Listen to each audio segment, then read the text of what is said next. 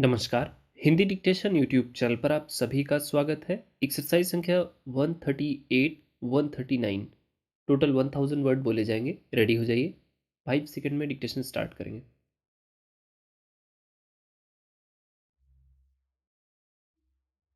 महोदय, जरूरत इसलिए सगुण और निर्गुण कविता को उसकी समग्रता में भीतर तक ठाहने और पहचानने की है। इसी क्रम में इन भक्तों और संतों के अंतर विरोध भी हमारे सामने आते हैं।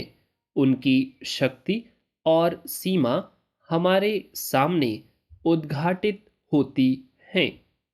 अगली पंक्तियों में हमारा लक्ष्य अंतर विरोधों के बावजूद और उनके बीच से यह बताना होगा कि अपनी अपनी जमीन, अपनी अपनी शक्ति और सीमाओं के होते हुए भी सामान्यतः अपने समय के लिए और हमारे समय के लिए भी भक्ति कविता का सगुण और निर्गुण भक्ति कविता का महत्वपूर्ण सामाजिक सांस्कृतिक महत्व है। भक्ति काव्य की ये सामाजिक सांस्कृतिक उपलब्धियां इन भक्तों और संतों के अपने अपने समय और समाज के लिए किए गए साक्षात्कार के क्रम में उनमें इनके द्वारा किए गए हस्तक्षेप के क्रम में और इनके अपने गहरे रचनात्मक आत्म संघर्ष के क्रम में सामने आई है। इन उपलब्धियों के पीछे गहरी और कठोर साधना का एक जीवंत इतिहास है। उसकी अपनी सफलताएं, असफलताएं, असंगतियां और अंतर विरोध हैं। कुल मिलाकर वे हमारी मूल्यवान विरासत है। आइए अपनी इस विरासत का हम खुले मन से जायजा लें। भक्तिकाल और भक्ति काव्य की चर्चा करने वाले सभी विद्वानों ने उस युग को सामाजिक और सांस्कृतिक संक्रांति का युग माना है, जिस युग में निर्गुण संत और सगुण भक्तों की वाणी मुखर हुई और जिसे भक्ति काव्य कहा जाता है, उसका उद्भव संभव हुआ। इस संक्रांति का प्रमुख कारण भारत के सामाजिक सांस्कृतिक जीवन में इस्लामी धर्म मत का आगमन और प्रसार था। इस बात को लेकर आचार्यों में भले ही मतभेद हो कि भक्ति काव्य के आविर्भाव के मूल में इस्लाम का क्या और कैसा प्रभाव है। जहां तक चले आ रहे भारतीय समाज का सवाल है, यह सब स्वीकार करते हैं कि इस्लाम के आगमन ने उसे एक गहरा धक्का दिया। विभिन्न धार्मिक संप्रदायों में बटे हुए विद्यमान भारतीय समाज को एक व्यापक हिंदू धर्ममत के तले एकजुट होने के लिए विवश होना पड़ा।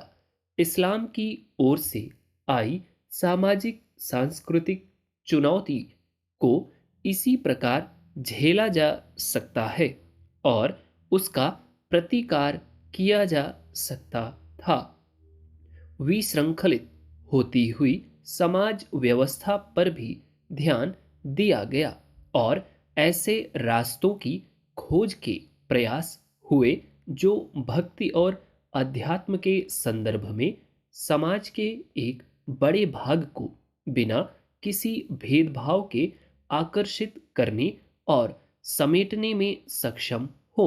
सामाजिक स्तर पर भेदभाव विहीन सामाजिक संरचना का सवाल जटिल होने के नाते भले ही विचारणीय न बन पाया हो, परंतु धर्म तथा भक्ति के अगुआ लोगों ने, आचार्यों और धर्माचार्यों ने कम से कम भक्ति के धरातल पर मनुष्य और मनुष्य में भेद न करने की बात को जरूर उठाया और युग की अपनी विशेष स्थिति के संदर्भ में वे इस अभियान में बहुत कुछ सफल भी हुए। उनकी इस सफलता को निर्गुण संतों की रचनाशीलता और सोच को परिलक्षित भी किया जा सकता है। भाइयों और बहनों, मुझे आज यहाँ आकर और ग्रामीण प्रबंध संस्था के दूसरे दीक्षांत समारोह में शामिल होकर बड़ी प्रसन्नता हुई है। ग्रामीण प्रबंध संस्था की स्थापना हमारी विशाल ग्रामीण अर्थव्यवस्था की प्रबंध संबंधी जरूरतों को पूरा करने के लिए की गई है। मैं इस संस्था के प्राधिकारियों को मुबारकबाद देना चाहूँगा, जिन्होंने इस संस्था की स्थापना के 2 वर्षों में ही अग्रणी कार्य किया है। मैं उन छात्रों को भी बधाई देना चाहूँगा जिन्होंने यहाँ सफलतापूर्वक अपनी ट्रेनिंग पूरी की है और जो अब व्यावहारिक जिंदगी में कदम रखने जा रहे हैं। यह संस्था अपनी किस्म का पहला संस्थान है जो युवा स्नातकों को पूरी तरह से ग्रामीण प्रबंधन में व्यावसायिक शिक्षा देने का काम करता है।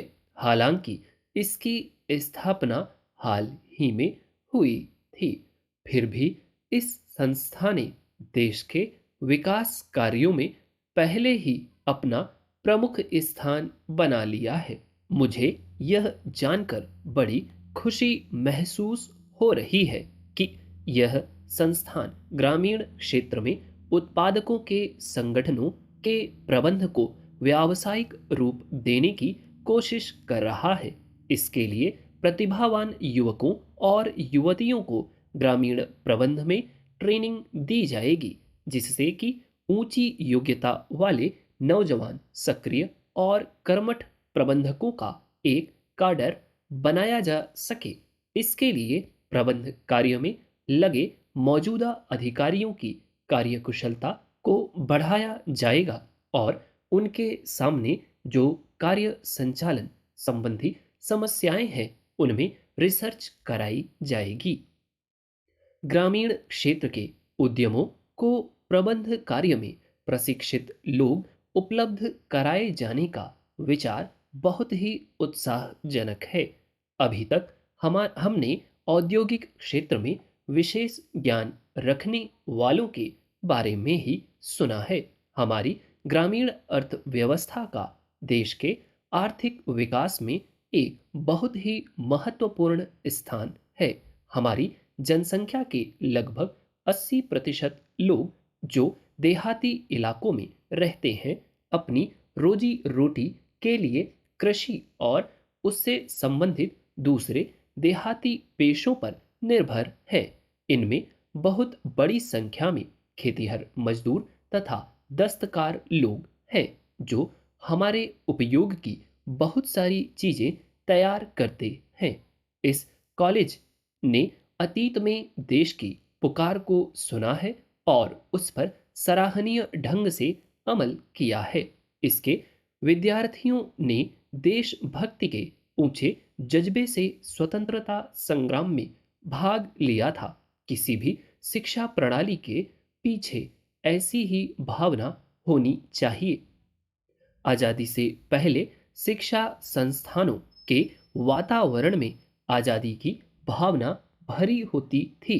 इसी प्रकार आज के हमारे शिक्षा संस्थानों में राष्ट्रीय अखंडता और मानवता की सेवा की भावना रहनी चाहिए। मैं उम्मीद करता हूँ कि गुजरात कॉलेज के विद्यार्थी जो आज़ादी की लड़ाई में हमेशा आगे रहे हैं, वे राष्ट्रीय एकता और राष्ट्रीय विकास की कोशिशों में दूसरे लोगों से पीछे नहीं रहेंगे। मुझे बताया गया है कि 7 वर्षों की अवधि में पूरी होने वाली 485 करोड़ रुपए की लागत वाली ऑपरेशन फ्लड द्वितीय स्टेज को ही हर साल ग्रामीण प्रबंध काडर के लगभग 400 नए स्नातकों की जरूरत है।